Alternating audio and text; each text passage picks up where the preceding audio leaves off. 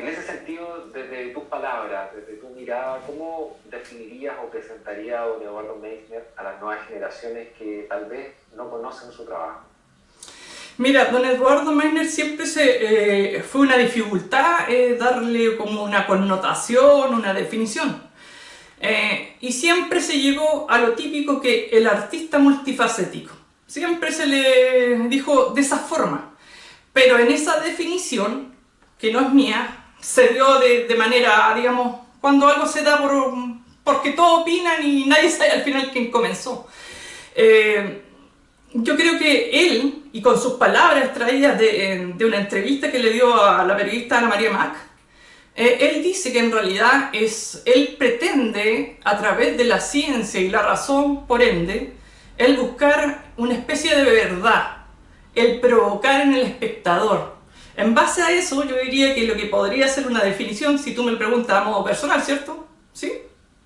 A modo personal yo diría que es la mixtura entre ciencia y arte, donde a través de la instrumentalización, palabra textual que le ocupa mucho, instrumentalizar el conocimiento racional, es provocar en el espectador una perturbación controlada, alejándose en cierta medida de ese ensimismamiento que tiene la mayoría de los artistas independientes del área, ya sea música, la plástica, el cine o lo que fuere, o la gráfica, como sea, para que el espectador cambie, actúe o quede con una sensación diferente después de ver la pintura. Es decir, vio una pintura de Meissner y en una exposición, recuerdo en una inauguración de Año Nuevo, se celebraron en el jardín ese jardín que tiene la Universidad de Concepción, de pastos y largo hasta la universidad, digamos hasta la biblioteca central.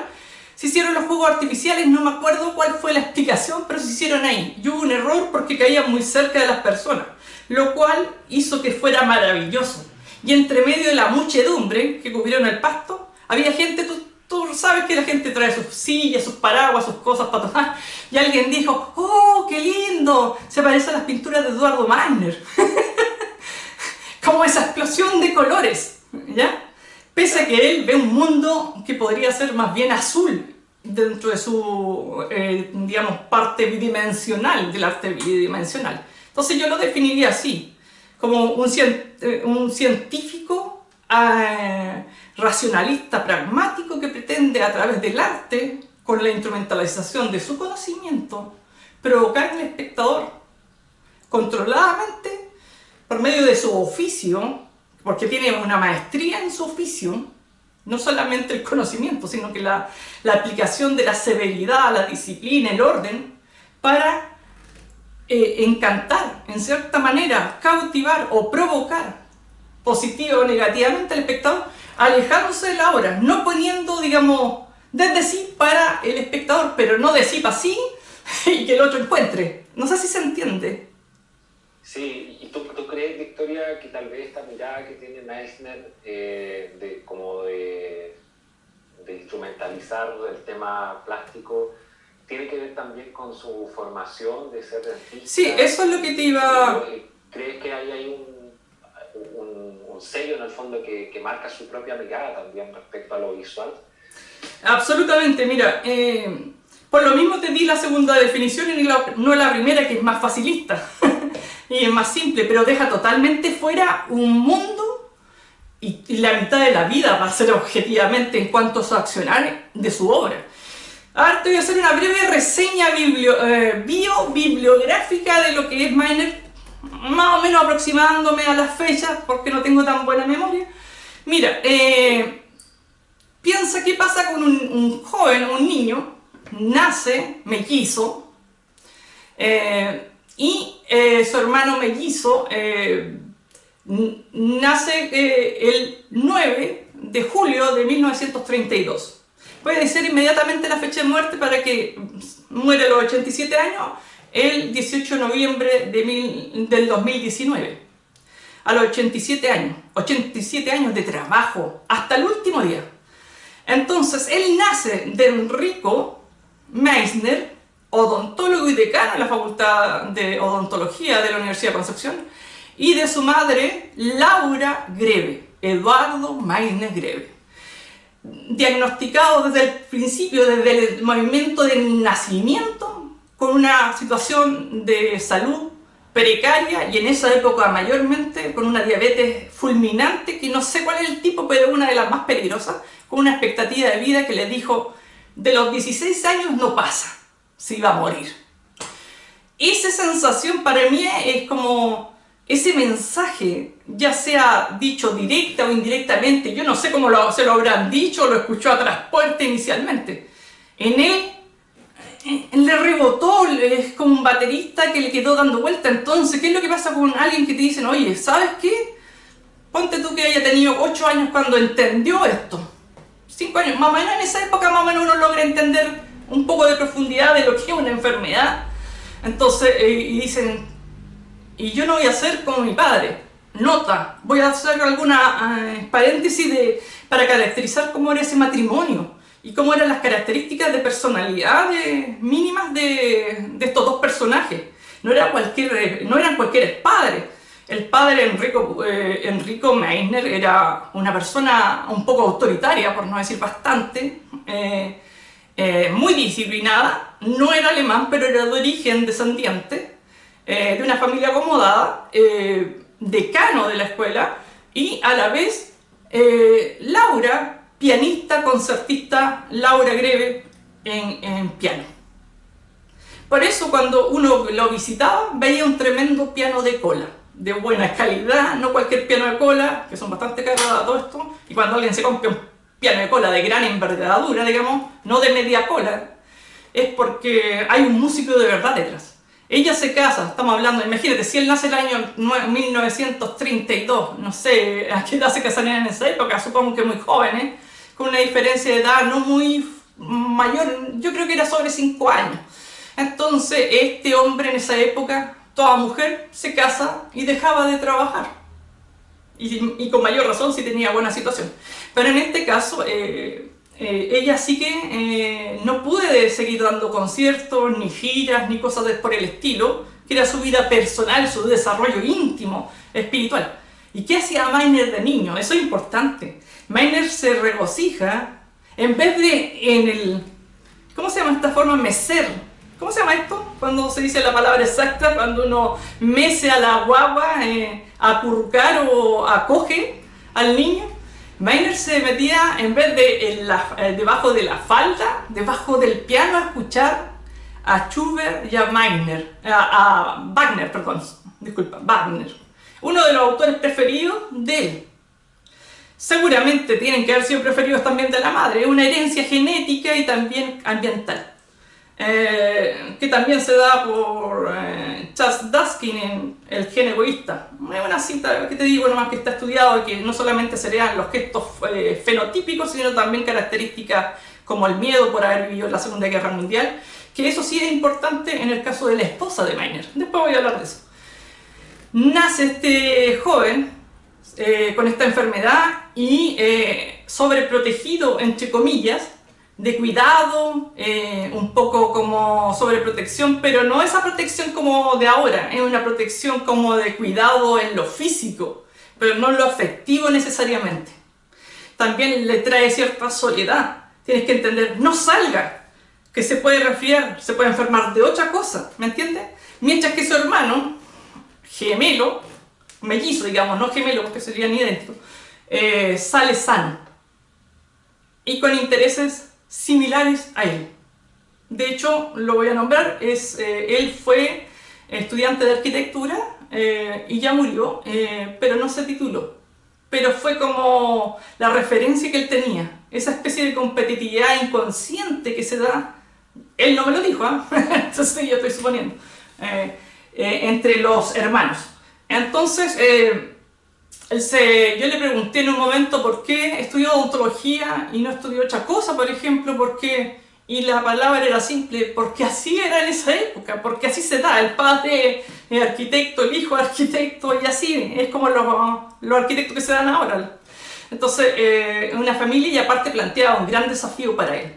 Y él se provocó un desafío compitiendo y corriendo en una carrera que corría solo. No había competencia a los lados. Sobrepasa la edad y entra a la escuela de odontología, se titula en 1958 de odontólogo, va por el DAD a Alemania, en la Universidad Friedrich Wilhelm en Bonn, a hacer su doctorado y su tesis en prótesis oculares. Esa tesis no tenía guía, porque no había ningún especialista en la época que supiera sobre prótesis oculares. Ahora, ¿por qué eligió prótesis oculares? Porque él escogió dentro de la prótesis oculares una taxonomía o clasificación del iris. Los colores del iris, lo que tiene color, digamos, dentro del ojo, no la pupila, ¿ya? Para que se entienda. Y don Eduardo, en este caso, hace esa taxonomía guiándose solo prácticamente, seguramente el tutor se hizo muy amigo de él. De hecho, se hicieron amigos porque pasaban incluso algunos tiempos de vacaciones. Y justamente fue el tutor el que le presentó a su esposa. Y se la mostró en un video, en un palacio, en una fiesta, supongamos como la fiesta de primavera, por decir algo así, pero en Alemania, en Mandelscheid, en un pueblo pequeño donde él tenía una casa de campo y lo invita a Meissner y le dice que existe tal persona, que ciertas características que él pensaba que se veía a llevar bien con esta mujer. Porque pensemos que ya él tenía 30 años. No, y para esa época era viejo casarse a esa edad. Entonces él se dedicaba mucho a los estudios y era con la disciplina alemana. O sea, donde él me decía, nos turnábamos con un compañero, él anotaba de la pizarra y yo tomaba los apuntes para poder capturar todo esto.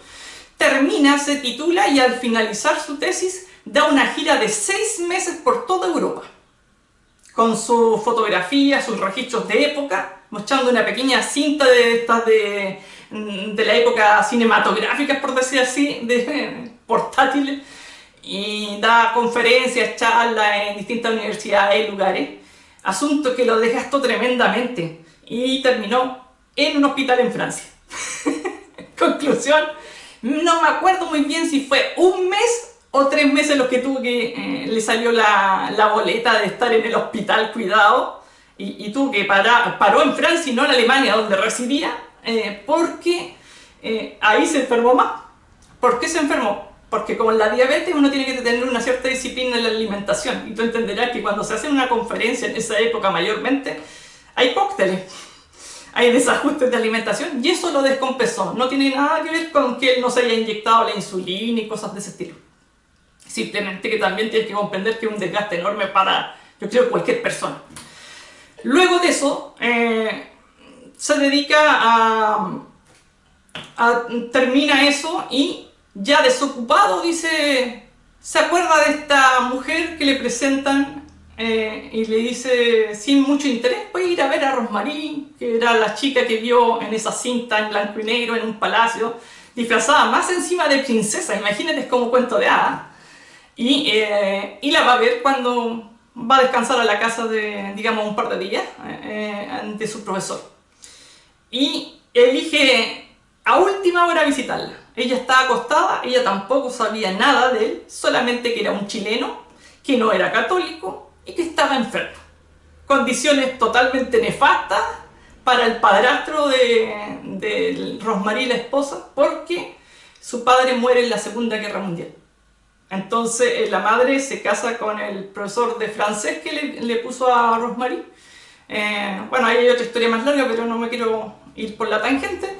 Y que también le dio el rol paterno a Rosmarie y le exige que un tipo chileno, imagínate en esa época, tercermundista, más encima protestante y enfermo, o sea, ya no podía ser peor la situación. Ella se lo imaginaba así como casi con pluma, así me lo relató. Y lo va a ver y cuando lo vio, le gustó, lo halló relativamente atractivo, no con tanto entusiasmo, pero sí, dijo, le pasó la dirección, los datos. Y entre medio de esta digamos, gira, pasó el tiempo, 1 mes, 2 meses, 6 meses, y dijo, y ya no me llamó. Y un día ella trabajaba de asistente de un dentista, me parece, y recibe la llamada de Meissner. Y ahí se encuentran con unos paraguas de frente a un río, me parece, de esquina a esquina, o sea, de frente de la acera, mirándose entre paraguas, y se señalizan y ahí se conocen. Bueno, después me salto ahora y sigo. Ahí al conocerse se va dando y él le dice que lamentablemente le quedaban solamente un par de semanas para quedar ahí porque él se iba a ir un año a Viena, a Austria, a seguir estudios en la escuela de verano y a Salzburgo también a clases de grabado, como clases de grabado y con Kokoschka. Poliserigrafía, la serigrafía japonesa, el grabado japonés de ukiyo-e y recibe la influencia de Charles Peirce, un semiólogo norteamericano, filósofo de profesión inicial y el padre de la semiología y de la filosofía pragmática. Se había influenciado por esto, estuvo un año, eso fue financiado por el rector de la Universidad de Concepción, ese año extra, incluso pagado hasta del propio bolsillo, hasta donde me informó él mismo, y Rosemary, y fue fantástico para él porque la relación era tener clases de lunes a viernes, me imagino, y los fines de semana salir a recorrer en bicicleta los pueblos con Rosemary. Y por eso hay grabados que en algunas partes, creo que te envié, donde salen unas casas de Mandelschild en silografía, que es el tallado con gubia sobre la tabla que se hace capa a capa y que se pone una prensa y que se imprime en forma inversa. Es decir, todo lo que se imprime es lo que está saliente y es lo que se ve, y lo que está bajo relieve es lo que no sale. Entonces uno va cambiando y va sacando espacio y eso es lo que no va marcando tinta. Entonces se llama taco perdido, por ejemplo, cuando son varios colores. Y así empieza una especie de experimentación. En ese proceso él toma clases no solamente de grabado, sino que en esos viajes que yo te estoy relatando, él empieza a hacer acuarelas, dibujos a mano alzada, sus bitácoras de viaje, tinta china, en esa época también la especie de nogalina de la época de haber sido una guava, pasando por hasta el temple. Con eso te digo todo. El temple, para los que no saben, es el uso antiguo que se le daba al primario óleo, es decir, huevo, yema de huevo me parece, o clara de huevo me parece que es una cosa como para decir los emplastos que te hacen para sanarte los huesos. Pero se usa, no me acuerdo si es la yema o la clara la que se mezcla como solvente para los pigmentos y se hace a mano. Es complejo el proceso y todavía hay obras que son de él y que todavía están impecables. Él tiene una producción hasta el día de hoy sobre 400 pinturas, de las cuales no ha vendido ninguna, no porque no ha podido vender, sino porque no ha querido. Y una solamente se vendió posteriormente, estoy hablando recientemente, porque simplemente lo vendió para pagarse una operación que él necesitaba. Ese es como un dato nomás. Y lo guardó porque él siempre tuvo la idea de guardar su obra, porque es de gran escala. Estamos hablando del formato mínimo que usaba Miner en grabado, es 1 metro. Imagínate aglomerar tablas en esa época donde no había madera aglomerada ni placas, era encontrar unas tablas y ensamblarlas y que no se vea la línea, es complicado. Luego de ese año, él retorna a Chile y queda como profesor desde el año 60 hasta el 90, haciendo clases como docente en la Facultad de Odontología, en el plantel, y junto a su padre que era decano, y él era un personaje bastante particular dentro de esto es una anécdota, dentro de los dentistas le decían el exquisito, por la ropa que usaba. Porque le gustaba, por ejemplo, cuando habían eventos, me refiero a estos chalecos que se usaban en época, entendamos, chaleco, el terno o el, no sé cómo se llaman los trajes de hombre en específico, pero le ponía lunares de terciopelo, cosas así. Entonces, por no decirle otra cosa, le decían el exquisito. Y Miner tenía algunas frases que después te las voy a relatar, pero en este momento decía, todo lo malinterpretan. Todo lo malinterpretan. O pobrecito mortal. En ese sentido decía que la gente que no tiene cierta preparación no ve más allá, sino que ve la forma pero sin significado. Y a eso voy cuando te empecé a explicar cómo lo definiría.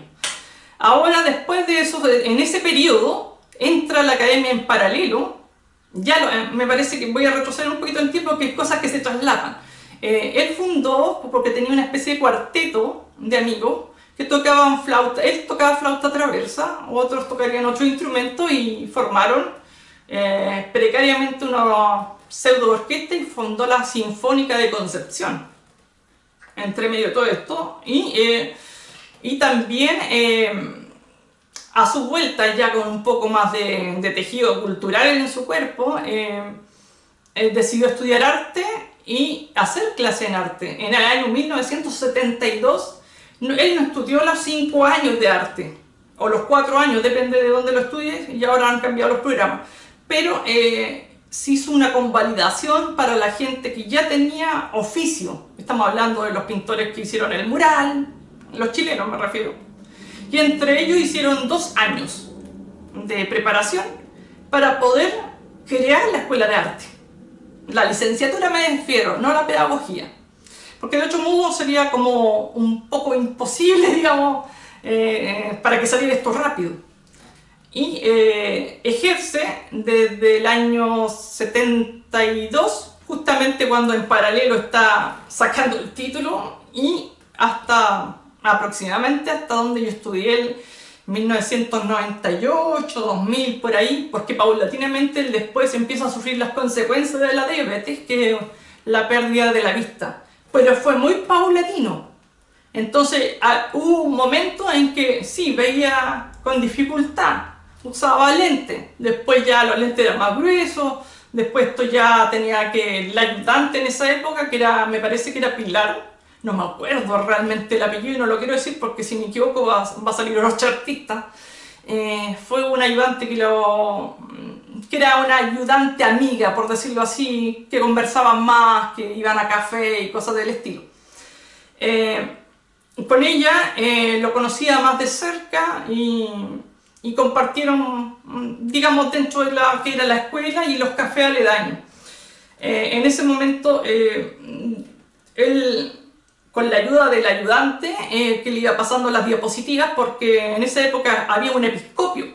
No sé si sabes lo que es un episcopio. Es un asunto que donde uno pone una especie de libro, igual que la transparencia, y lo proyecta, y es como un caballito, es como un caballito de madera, y ahí se pone el libro, y el libro se proyecta como una transparencia en mala resolución, la imagen. Todavía existe y todavía se usa. Él tenía diapositivas de buena calidad y exponía eso, y eso es lo que le ayudaba.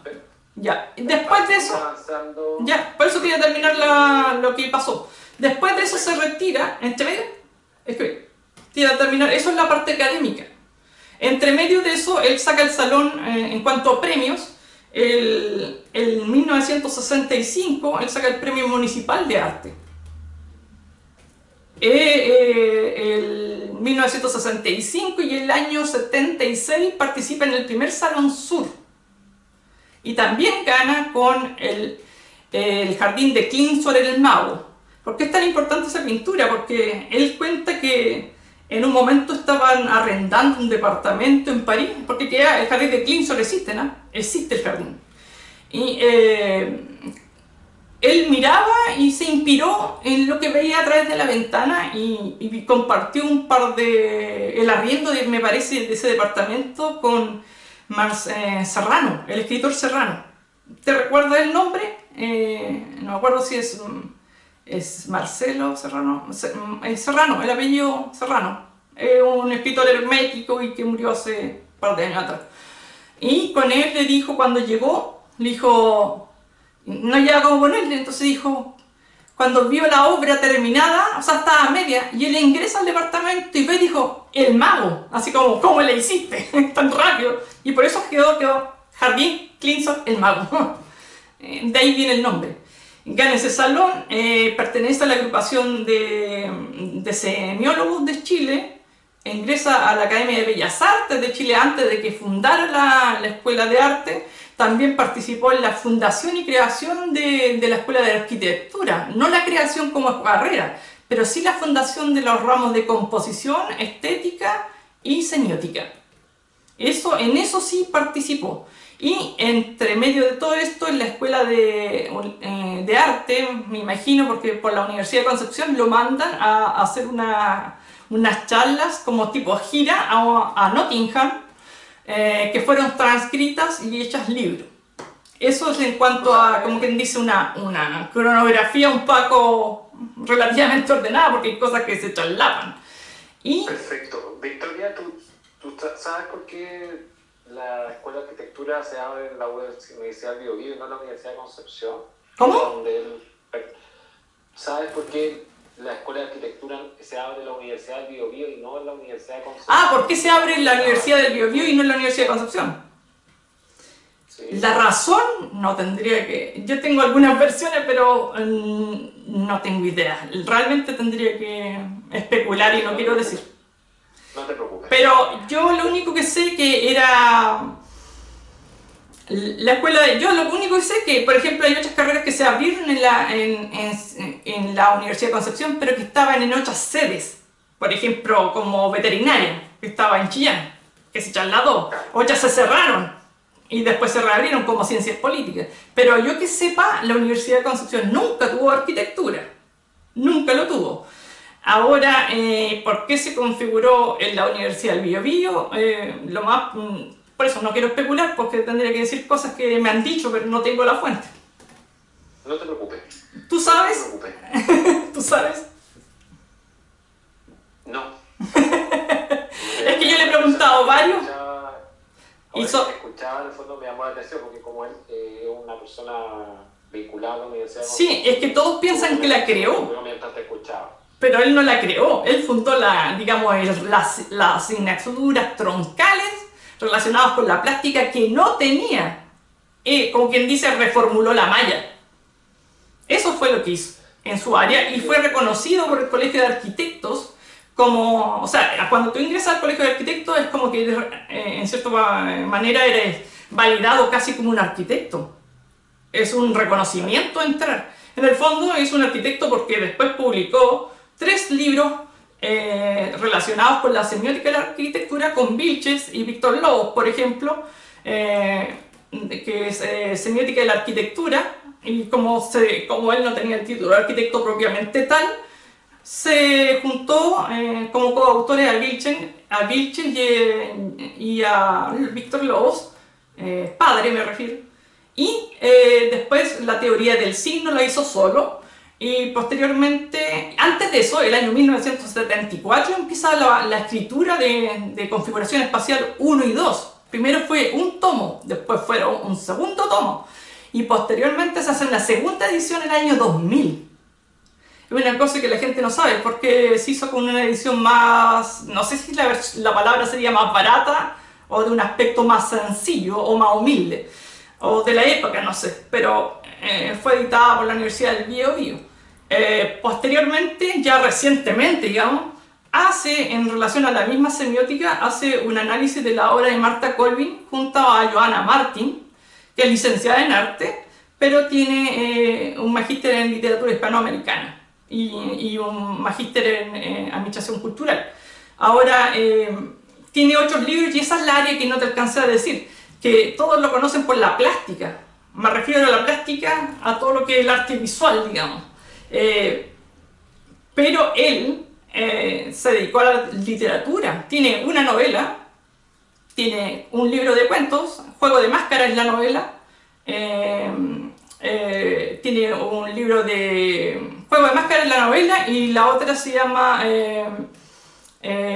una compilación de cuentos de pájaros, digamos, como se me olvidó el nombre exacto de los pájaros, algo así como se llamaba exactamente,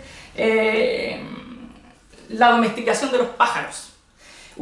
Ambas son secuenciales, una en el año 2000 y la otra en el año 2001, el Juego de las Máscaras, y después con María Angélica Blanco saca 2 ediciones, una de a doble faz, donde se divide el libro, mitad y mitad, y la otra de poesía, como quien dice, parte del libro, una parte de ella, otra parte, y después hacen uno haiku. El haiku es un poema, digamos, que tiene cierta métrica muy acotada, muy pequeña, que son, me parece, máximo 3 líneas. No me acuerdo la cantidad de sílabas que tiene que tener. Y eso lo hicieron como alternado. Y eso se llama Besos y más besos. Perfecto. Y paulatina, en paralelo también, aparte del estudio, digamos, de la parte literaria, él tiene otros textos que no han sido publicados y que están, digamos, están terminados, corregidos incluso, y que no han pasado por imprenta por razones, yo creo que de financiamiento, porque generalmente el financiamiento de los libros, que son en general, no sé si tú has visto varias de las ediciones, salvo configuración espacial, ahora son ediciones prácticamente de lujo. Imprenta Trama, que es generalmente el que le imprime, en algunos, cuando él paga cierta cantidad, no sé qué porcentaje él pone de su bolsillo y otro porcentaje lo pone la Universidad de Concepción. Pero yo sé que él se financiaba, como la mayoría de los escritores lo hacen, yo también lo he hecho, cierto porcentaje o la totalidad. Porque tú sabes que la mayoría de ese tipo de libros son académicos y no necesitan solamente personas específicas del área del diseño, el arte, el diseño industrial, la gráfica, etc. Victoria, me gustaría ir ahora a otro punto. Si nos pudieras contar un poquito cómo conociste a Eduardo Meixner y cómo llegaste a convertirte en su ayudante. Ya, eso es una historia bien rara. Mira, voy a partir de una manera. ¿Ubicas Yacolén, el centro Yacolén? Sí. No sé cómo se llama ahora, pero me acuerdo que antes le decían Yacolén. Era como quien dice, un spa, algo parecido así, como un centro, un club, digamos, social, con canchas de tenis, de pinball, o sea, todas las actividades extraprogramáticas que tú quieras las tienes. Y tú tenías que ser accionista, pagar la acción, que era bastante cara en esa época, y si los socios te publicaban la foto y te aceptaban, pero bastaba una persona que se opusiera y no te aceptaban y no te recibían, independiente que tú compraras la acción, podías ser accionista, pero no socio. ¿Qué te permite ser socio? Ingresar y participar en la actividad gratuitamente pagando cada 6 meses. Bueno, en ese centro, ya llamado Yacolén, Meixner era accionista por ende y tenía sus hijas, que son 2 hijas las que tuvo y un hijo. Dentro de la hija, una estudió arte, vamos a decirle Pelusa, yo le llamaba Pelusa porque tenía el pelo rubio muy, así como finito, muy bonito, muy largo, un pelo muy platinado. Y era compañera en los cursos de recreación, es como algo así como los scouts, que eran los fines de semana. Y uno podría estar toda la semana en actividad. Y en ese curso, un día conversando con ella, que era alta, éramos las 2 altas, nos hicimos, entre comillas, no sé si amigas, pero conocidas por el grupo. Y me empieza a contar de un jacuzzi, de su padre, yo sin saber quién era el padre ni nada. Me cayó bien, ella es sencilla. En esa época, imagínate, tendría 10 años yo. Y ella era un poco mayor, diría 2 o 3 años, no creo que más. Ahora está fallecida de cáncer, ya murió hace un par de años atrás. Posteriormente pasó el tiempo y a los 16 años yo tenía la costumbre de tomar clases de pintura que me mandó una tía por una cosa que hice un retrato. Me hizo ella un retrato, después yo hice un retrato, me dio, entre comillas, talento y desde niña me metieron en talleres. Finalmente me dan clases con un profesor de la universidad y en actividades extraprogramáticas de la misma escuela de arte. Y ahí ya empecé a tomar como más seriedad digamos, el trabajo artístico, en mi caso era la pintura. Entonces decidí hacerme la rutina de ir toda la semana o cada 2 semanas, que es lo que duraba aproximadamente en esa época las exposiciones, hacer como quien dice una ronda. Y paso por la pinacoteca, en la sala 1, que es la última sala, y me encuentro unas pinturas que yo no sabía ni quién eran, y estaba vacía, era en la mañana, tipo 12 del día, había sol, era un día maravilloso, eso sí me acuerdo.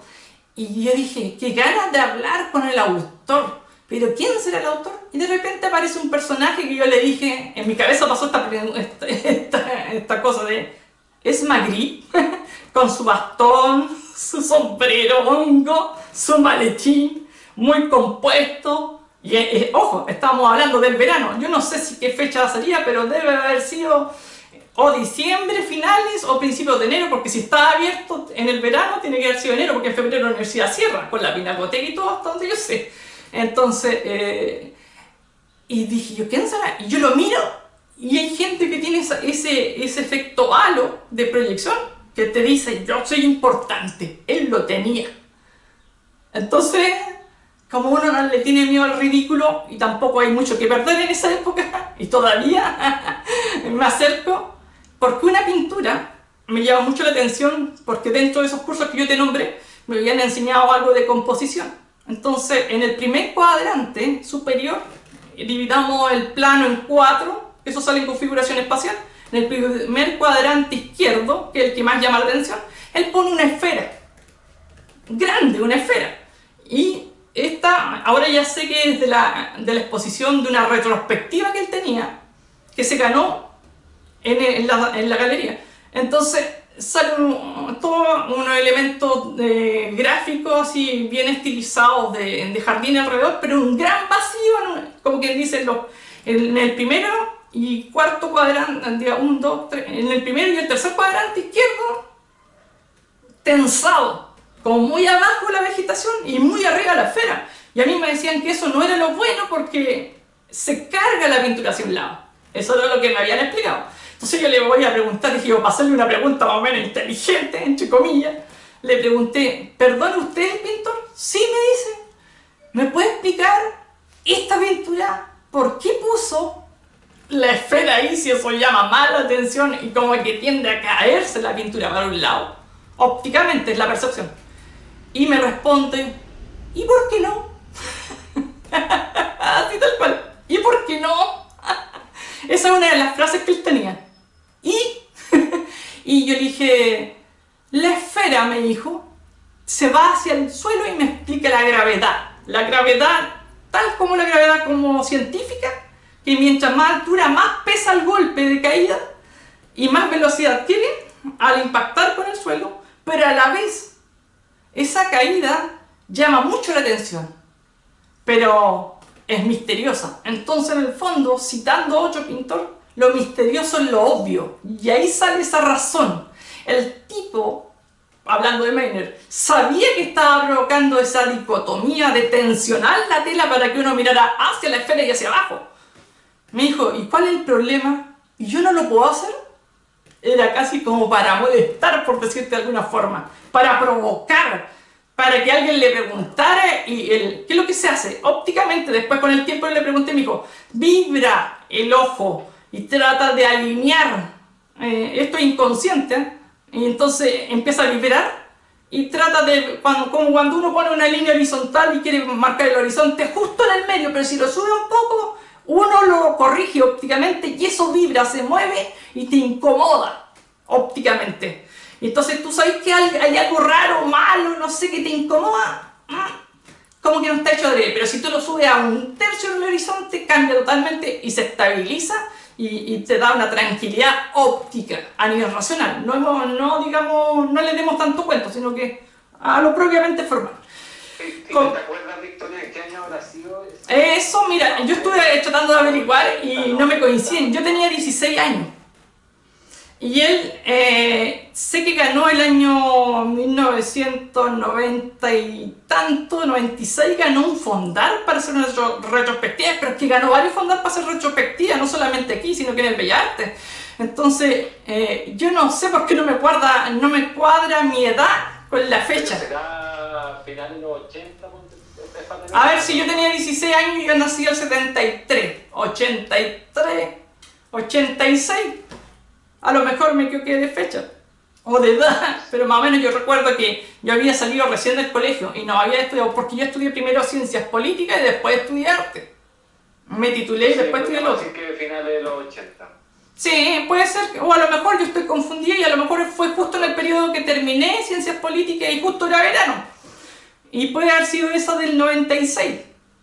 Puede ser, porque justo me cuadra también que yo entré en el 90 y son 5 años. Y como siempre uno se desfasa cuando te entregan el cartón, el diploma, digamos, te lo hacen en enero. Entonces pasa para el otro año. Puede ser. Pero yo recuerdo que era bastante joven. Nunca pensé que él iba a ser profesor mío en ese momento, ¿eh? Yo no sabía, él tampoco se presentó como diciendo yo soy el gran pintor o yo soy profesor de acá. No me dijo nada de él, él habló simplemente lo que le pregunté y se reía bastante y yo lo veía muy simpático, y esa dicotomía que tenía entre ese Magritte, personaje así como caricaturesco y tan formal, y yo me acuerdo con una ropa que no andaba más o menos, sí, más o menos normal, digamos, no era muy excéntrica en mi época, pero molestarse, y me explicó toda la galería. O sea, ¿qué privilegio tiene una persona para que te... Fue tu profesor. Sí, o sea, lo que voy yo, ¿quién tiene el privilegio de que el pintor te explique toda su obra? O sea, ya eso, yo por lo menos no... Yo he estado en exposiciones de gente a nivel mundial importante y apenas entran y salen, se toman las fotos con los publicistas y todos como maraña no lo dejan ni ver, no lo dejan ni acercarse a él. Entonces, luego pasa el tiempo y me lo encuentro en la escuela de arte y me doy cuenta que él era mi profesor, pero veo el nombre, no, se me había olvidado ya con el tiempo, porque, ¿entiendes? Si es que yo había estudiado arte, habían pasado, o sea, ciencias políticas, habían pasado ya 5 años. Entonces, ya después de 5 años, eso es una anécdota. Yo seguí pintando, entonces. Me lo encuentro y le cuento que en esa época, ingenuamente, yo pensaba hacer el doctorado en Alemania, en la Bauhaus, que es la Universidad de Weimar, donde se creó, digamos, el movimiento Bauhaus. Y él me dice, pero qué bueno. Pero así con cierta sutileza y esa elegancia que lo caracterizaba con decirte las cosas sin ser pedante, ni arrogante, ni nada de eso. A nivel personal, él empezó a hacer clases y me sorprendió porque yo me di cuenta, por un lado, que me decepcionó, comillas, la carrera en general de arte. Yo esperaba encontrarme con gente parecida a mí, en el sentido de que tuviera cierta disciplina, que le gustara el arte y recorriera las galerías, que se emocionara con ciertas exposiciones, que tuviera un conocimiento mucho mayor que el mío y que yo quedara con la boca abierta, así mirando, y no ocurrió eso. Entonces se me hizo fácil estudiar, porque ya habiendo pasado por la disciplina de haber estudiado ciencias políticas, una carrera que no me gustaba y que fue también una, entre comillas, un accidente y coincidencia, yo pensaba que eso era para ser diplomático e incluso pregunté al decano. Ni él lo tenía claro y me dijo que era para algo parecido y que no iba a tener matemáticas. No, falso. Lo primero que encontré es cálculo 1, 2 y 3. Pero lo pasé, me fue bien y yo ingresé sin dar la prueba de actitud. Yo ingresé vía título con beca por segunda vez. Y este profesor hace clases de una manera comparando la Facultad de Ciencias Jurídicas Sociales. Imagínate los abogados, súper acartonados, que leen de memoria, casi entrando en una especie de trance. Y bla, bla, bla, bla, el artículo tanto, el artículo bla, bla. Nadie dice que no se lo sepa, sino que la forma pedagógica, yo me preguntaba, ¿y por qué no entrega un apunte y mejor explica? ¿Para qué estamos 2 horas con la mano acalambrada escribiendo si eso está publicado? No puede pasar un apunte y chao. Mientras que comparé ahí con Meiner, y Meiner, él hablaba diferente, porque no solamente porque supiera, sino que cuando él daba la materia, él no te hablaba de lo que había aprendido, él te hablaba de su vida. Decía, la exposición del centenario, y te mostraba fotos, y él había estado ahí, te mostraba su foto, o sea, él lo vivió, él no te está contando lo que se leyó, te mostraba su vida, él te contaba su vida, más lo que, y hacía clase en base a su texto, su teoría, y se lo sabía, y él mismo decía en clase, yo no preparo las clases, porque yo lo hice, yo creé esto, o sea, no solamente creó la asignatura, sino que creó el área. Entonces, para la carrera me refiero. Entonces, ¿qué ramo te hacía él? ¿Qué ramo te hizo él? Configuración espacial 1 y 2 y arte contemporáneo 1 y 2 y estética y semiótica. Y justo a mí me pasó algo que yo quería en esa carrera, como se me hacía fácil, yo entré y en paralelo empecé a hacer otras cosas como posgrado o postítulo, digamos, que algunos lo abandoné o curso y cosas así. Y para hacer un enroque y tomar más ramos, da risa. A mí no me querían mucho en todo caso porque me llamaban pedante y una pila de cosas que no son verdad porque no me conocían, me veían de afuera. Pero lo sé porque me encontraba con gente y me pelaban a mí misma conmigo Y yo le decía, ¿quién es esa persona? Y me daban el nombre y yo le dije, esa soy yo. Y me decía, pero si no eres una persona pedante, pero si ese es mi nombre, estáis hablando de mí. Y me dijo, pero ¿cómo van a estar tan confundidos? Pero es que no me conocen, hablan de afuera.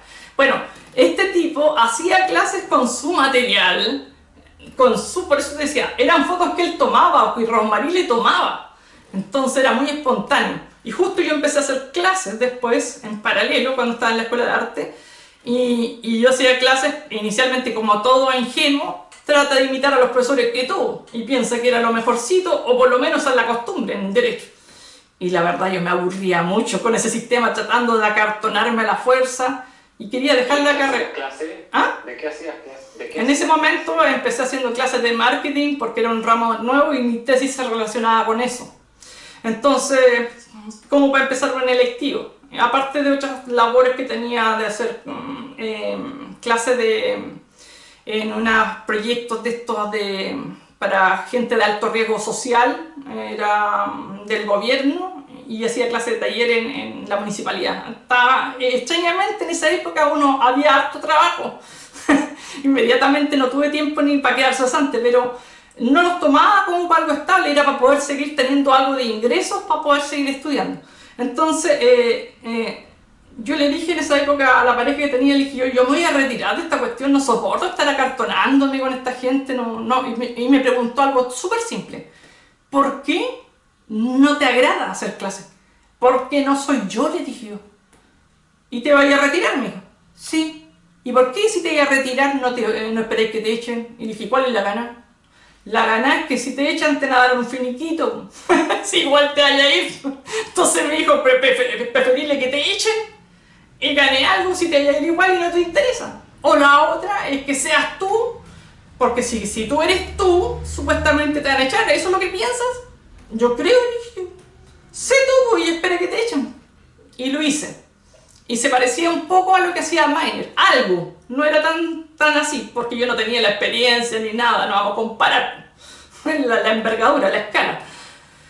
Pero al ver a Miner, supe que se podía hacer buenas clases de esa manera. Y tomé unos cursos de pedagogía universitaria, que era para gente ya de plan. Yo estaba de plantas en esa época, sí. Pero independiente de eso, para grados de gente que tenía dirección, es decir, jefes de carrera. Y el jefe que yo tenía no quería ir a esas cosas porque no tenía tiempo. Me dijo, tómate estas clases a ti que te gusta capacitarse y así vamos en representación.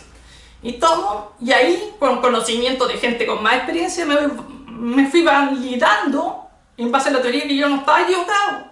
Que lo que estaban equivocados era la escuela, que hacían cosas del siglo pasado. Y que Miner estaba bien, y el mismo Miner se decía, el profesor no está loco. Oye, Victoria, y bueno, para ir cerrando, ya creo que te agradezco, hemos pasado todos los temas que teníamos considerados. Me faltaba decirte algo importante, porque en cuanto a lo que es la estética, tú me preguntaste sobre el aporte y qué es lo que queda para el futuro en cuanto a qué dejó Miner o qué dejó inconcluso. Eso es muy importante. A ese punto me gustaría ir un poco de... Sí. ¿Qué aporte y qué ves vigente también? Un poco, el mundo ha cambiado harto en estos años, tenemos hartas crisis. ¿Qué puntos del pensamiento de él te parecen que están vigentes hoy? Mira, imagínate que el año 74 empieza a escribir este libro, producto de ese viaje, de ese año, como quien dice, sabático de estudio, más haber tenido clase en la Academia de Bellas Artes, previo a haber tomado la licenciatura de arte, con Tole Peralta y con el otro director de la Pinacoteca, que era Tole Peralta, y Julio Escano, que le hicieron clases en la academia.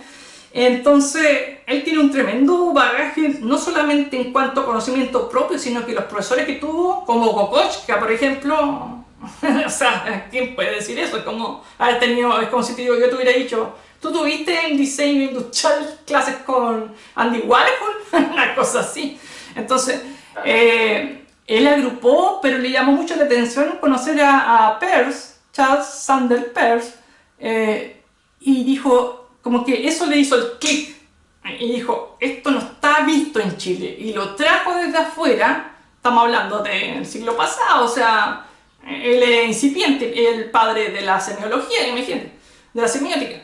Entonces quiere darle una explicación y un sentido a la obra de arte racional, de tener control y no decir, hago una pintura, por ejemplo, o lo que sea, una escultura, sé que hay algo malo, pero no entiendo qué, ni por qué.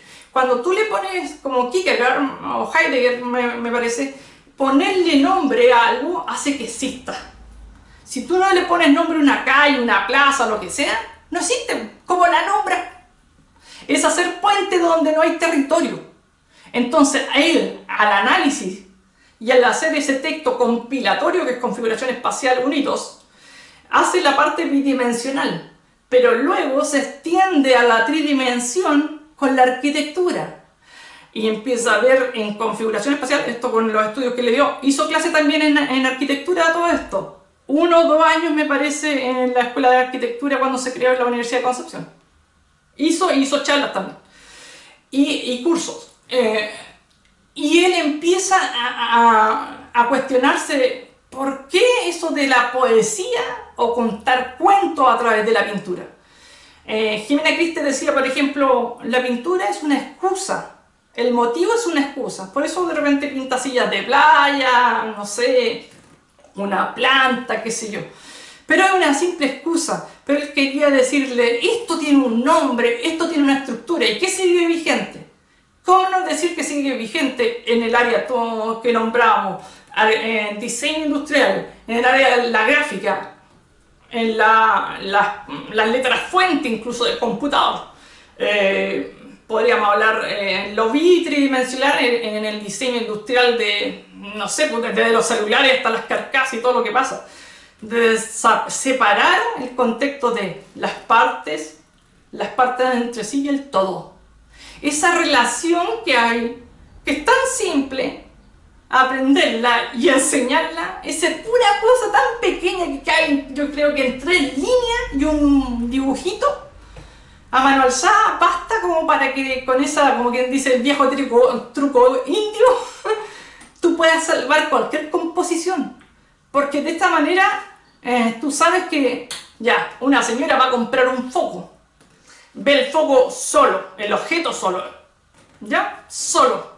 Después llega a la casa y se da cuenta que hay que pegarlo en el muro, y el muro pertenece a una casa, y ve las 2 partes, y se da cuenta que el foco es de un cochero, de estos de caballo, y la casa es posmodernista. Y más encima después entra y encuentra sillones victorianos adentro, con tapiz. Entonces ve la totalidad y eso es un kitsch total. Está bien, tú lo puedes generar un cliché incluso, o una cosa ya hecha miles de veces, pero a conciencia, no por ignorancia. Y eso es lo que él primaba. Si tú vas a hacer algo así y vas a tomar, por ejemplo, como ícono, y ahí te explica la teoría del signo. Ícono, signo, señal. Diferenciación entre cuando uno dice un poema algo así por la patria. ¿Qué es lo que es la bandera? Un símbolo. ¿Símbolo de qué? De la patria. Y en un poema dice, puedo decir un par de garabatos porque si no, no funciona. Comillas. Ni cagando doy la vida por un pedazo de trapo, ¿me entendí? O sea, ese tipo de cosas. Si tú me dices que no están vigentes y que te estoy contando casi entre anécdota y es parte del contenido del texto, obviamente visto de una manera más lúdica. Y él mismo dice, hay mucho más que hacer. Y yo me acuerdo que en un momento cuando entré porque él siempre fue mi tutor en cuanto a las cartas de recomendación y este tipo de cosas, o pregunta y duda. Porque después de ser ayudante, y ahí voy, que tú me preguntaste y no te respondí finalmente, y cuando Pilar tuvo que faltar, que era el ayudante que él tenía, yo me ofrecí de ayudante y mi hijo tendría que verlo, porque como no me conocía, me invitó a un café y llego tarde. Entonces yo no lo esperé, yo me iba yendo y me choco con él. Y me dice, ¿para dónde va? Ya pasaron 15 minutos. Mi hijo, ¿y no me vas a esperar? No, si son 15 minutos yo tengo cosas que hacer. Pero si no vamos a tomar un cafecito, es que yo no tengo tiempo para café. Y ahí me dice algo, que se lo han dicho a muchos. Uno aprende más en un café que en una sala de clase. Es un clásico. Entonces, en esa época yo andaba, como él decía, comillas de nuevo, tú andas con un cohete en el poto. Porque vivía apurado. El objetivo mío era solamente sacarme el preuniversidad, que lo saqué, pero él, en su proceso de análisis, es un proceso sin perder el objetivo final o la meta. Él disfruta el día a día, y ese disfrutar del día a día en el proceso de análisis semiótico, semiológico, estructural, le da una forma, un constructo, si lo queremos ver desde el punto de vista lingüístico, que sería como el modelo matemático, el equivalente, una síntesis. Él en realidad tiene una tremenda capacidad de síntesis en su obra. Si te das cuenta cómo relaciona las flores o todo lo que hace sintético, lo estiliza. Entonces, esa capacidad de síntesis es compleja, pero sensitiva y perceptual para el espectador. Y se puede aplicar esa misma regla de las partes, el todo y las partes entre sí, las relaciones. Yo le decía después, posteriormente, en un magíster que no terminé en recursos humanos, me parece, y yo di ese mismo ejemplo, pero lo di en relaciones humanas. Y parece que la gente en otras áreas no maneja nada de lo que maneja el área del arte. Y tenemos como un efecto halo bastante negativo, ¿eh? Como de insubordinado, etc. Y cuando me escucharon me dijeron, ¿y de dónde sacaste eso? Le dije, y cité a Miner, cité el libro. Me dijo, y es que está súper bien. Le dije, ¿es aplicable o no? Obviamente, me dijo el profesor, que era un compadre que había sido el gerente de IBM a nivel latinoamericano, en esa época haciendo recursos humanos, el magíster. Pero lo que voy yo, que esto se lo cuento a Miner, y Miner me escucha y me dice, pero absolutamente, me dice, si se puede aplicar a cualquier campo. Lo que pasa es que no se dan cuenta, y ahí va el punto. Él quiere y desea crear conciencia en el espectador, no esa sensación de llanto así de culebrón mexicano de novela, sino que esa cosa visceral que te deja perturbado cuando vas al cine, ojalá solo y a veces no por depresivo, sino que para poder poner mayor atención y ver una obra te cambia y te das cuenta de algo que era evidente para todos menos para ti a veces. Y ese análisis es una catarsis. Por eso se dice que el artista no necesita un psicólogo, entre comillas, salvo que tenga una enfermedad. Él diferenciaba enfermedad con locura. La locura es una forma lúdica de reírse, de ser particular. Es el excentricismo. Pero de ahí a loco es ser enfermo, patológico, una persona que está muy distante de la razón. Y por eso a él no le gustaba que le dijeran loco, pero él hablaba del loquito, el loquito lindo, ese que es simpático, que llega con ciertas cosas. Y valórica, yo lo que quería decirte que lo más importante, si esto llega a manos de gente joven que está recién empezando, más que el talento, yo rescataría que sí lo tenía. Miner no sería Miner si no hubiera tenido la disciplina. Y yo se lo pregunté también, le dije, ¿qué hubiera pasado si usted hubiera estado sano y no hubiera sabido que hubiera durado hasta los 16 años? ¿Se hubiera apurado tanto? Porque eso de levantarse a las 9 de la mañana o 8 de la mañana a tomar desayuno, a las 9 estar trabajando hasta tal hora y después los 8 y los 8, esa estructura te la dan los medicamentos y la alimentación. O sea, estaba obligado a tener esa estructura o si no se descompensaba. Pero a la vez él la aprovechó para el otro. Y yo le dije, si imagina si usted hubiera estado sano, ¿qué hubiera hecho? Y ¿sabes lo que me responde? Yo me hubiera vuelto, no me acuerdo las palabras exactas, pero decir, me hubiera vuelto loco, como quien dice, me hubiera ido a todos los lupanares, me hubiera reventado todo lo que me he perdido. Y yo le contaba experiencias de otros artistas y cosas extrañas que hacen todo lo... no extrañas, pero fuera, digamos, de lo común, y rozando hasta el límite. Yo hubiera hecho todo eso, no me hubiera ni casado, dijo yo, ¿para qué? Y el hecho de tener esa enfermedad no te digo que fue necesaria, pero sí lo marcó a nivel consciente e inconsciente, estuvo ahí. Y también el hecho de tener los recursos, porque eso es lo otro. Yo le dije, maestro, ¿qué hubiera pasado si usted hubiera nacido pobre? Si usted hubiera salido de un campamento, de la emergencia, ¿cómo hubiera sido? ¿Se lo original? O sea, con el mismo traje y el bastón. Yo me acuerdo de esta escena aquí bajando de la facultad de una escalinata, se le cae el bastón. La normalidad es que si a ti se te cae un objeto, tú te agachas. Y me vio enfrente y él no se agachó a recoger el bastón, me miró a mí Y yo automáticamente entendí el mensaje. Él es superior, yo soy la inferior, yo soy la que tengo que recoger el bastón. Hay un orden en todo. Oh, La jerarquía. Te quiero agradecer tu tiempo. Creo que estamos súper bien con todas tus respuestas. Así que nada, muchas gracias